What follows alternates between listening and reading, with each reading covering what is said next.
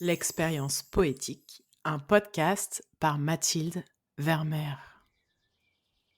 Chroniqueuse, romancière et oratrice, j'ai une conscience aiguë du pouvoir des histoires et des mots. Je crois qu'il faut changer les récits qui circulent pour changer le monde, y remettre de la joie, de l'optimisme, de la beauté. Tout mon travail est lié à ce désir de fertiliser autrement nos imaginaires collectifs. La poésie, c'est le royaume de l'émotion et du sentiment, dont les traces éphémères restent longtemps.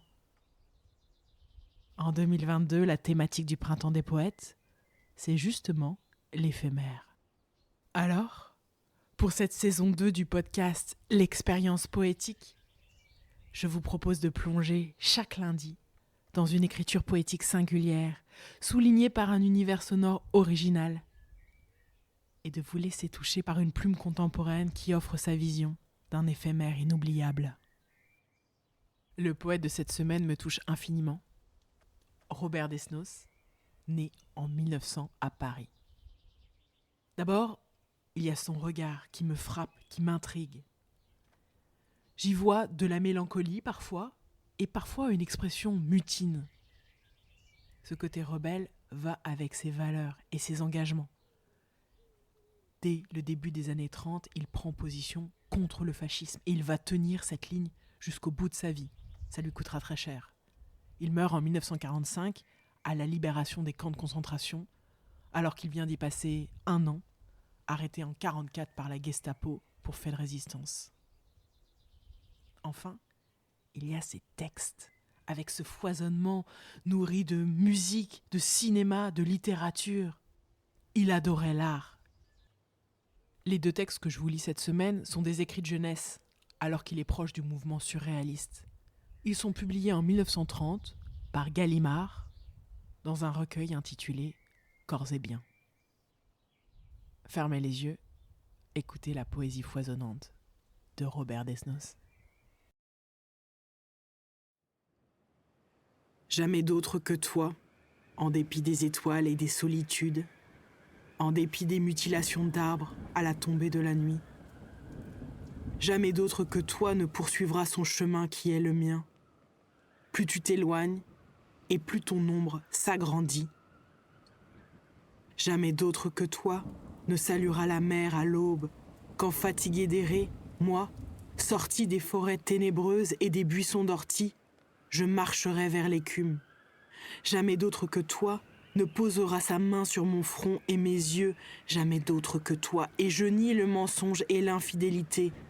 Ce navire à l'ancre, tu peux couper sa corde.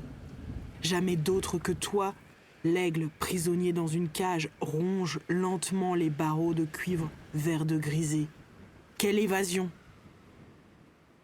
C'est le dimanche, marqué par le chant des rossignols dans les bois d'un vert tendre, l'ennui des petites filles en présence d'une cage où s'agite un serin, tandis que dans la rue solitaire, le soleil lentement déplace sa ligne mince sur le trottoir chaud.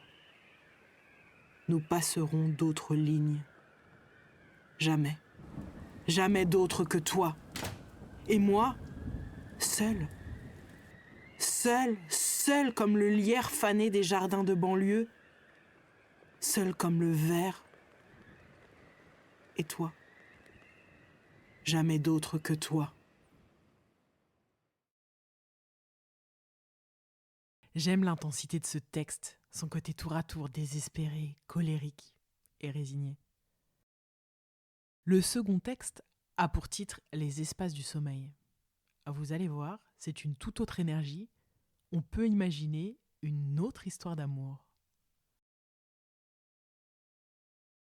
Dans la nuit, il y a naturellement les 7 merveilles du monde et la grandeur et le tragique et le charme. Les forêts s'y heurtent confusément avec des créatures de légende cachées dans les fourrés. Il y a toi. Dans la nuit, il y a le pas du promeneur et celui de l'assassin et celui du sergent de ville et la lumière du réverbère et celle de la lanterne du chiffonnier. Il y a toi. Dans la nuit, passent les trains et les bateaux et le mirage des pays où il fait jour. les derniers souffles du crépuscule et les premiers frissons de l'aube.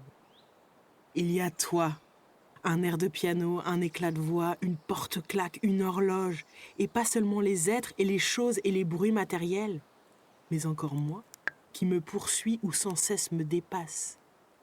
Il y a toi, l'immolé, toi que j'attends. Parfois, d'étranges figures naissent à l'instant du sommeil et disparaissent. Quand je ferme les yeux, des floraisons phosphorescentes apparaissent et se fanent et renaissent comme des feux d'artifice charnus. Des pays inconnus que je parcours en compagnie de créatures. Il y a toi, sans doute, ô belle et discrète espionne, et l'âme palpable de l'étendue, et les parfums du ciel et des étoiles, et le chant du coq d'il y a 2000 ans, et le cri du paon dans des parcs en flammes, et des baisers, des mains qui se serrent sinistrement dans une lumière blafarde, et des essieux qui grincent sur des routes médusantes. Il y a toi, sans doute, que je ne connais pas, que je connais au contraire, mais qui, présente dans mes rêves, s'obstine à s'y laisser deviner, sans y paraître. Toi qui restes insaisissable dans la réalité et dans le rêve. Toi qui m'appartiens de par ma volonté de te posséder en illusion, mais qui n'approche ton visage du mien que mes yeux clos, aussi bien au rêve qu'à la réalité. Toi, qu'en dépit d'une rhétorique facile où le flot meurt sur les plages, où la corneille vole dans des usines en ruine, où le bois pourrit en craquant sous un soleil de plomb. Toi, qui es à la base de mes rêves et qui secoue mon esprit plein de métamorphoses et qui me laisse ton gant quand je baise ta main. Dans la nuit, il y a les étoiles et le mouvement ténébreux de la mer, des fleuves, des forêts, des villes, des herbes, des poumons de millions et millions d'êtres. Dans la nuit, il y a les merveilles du monde. Dans la nuit, il n'y a pas d'ange gardien, mais il y a le sommeil. Dans la nuit, il y a toi. Dans le jour aussi. Ce texte a été un immense bonheur à enregistrer pour vos oreilles. C'est comme si moi-même, j'étais de plus en plus contaminée par la jubilation du poète. Oui, nos rêves sont peuplés de visages et d'objets. Oui, on éprouve plein d'émotions en rêvant. Oui, il y a toi, mon amour. Je vous invite à réécouter ces textes. Pas besoin d'analyse, pas besoin de comprendre, de décortiquer. Sentez, laissez flotter en vous. Si vous avez aimé l'expérience, je vous remercie de mettre 5 étoiles sur vos plateformes de podcast. Puis, en attendant le prochain épisode, retrouvez-moi sur Facebook et Instagram, @MathildeVermeer, pour d'autres contenus littéraires qui viendront nourrir votre sensibilité et votre besoin de profondeur. Enfin, pour soutenir ce projet, retrouvez le lien Tipeee en description de l'épisode.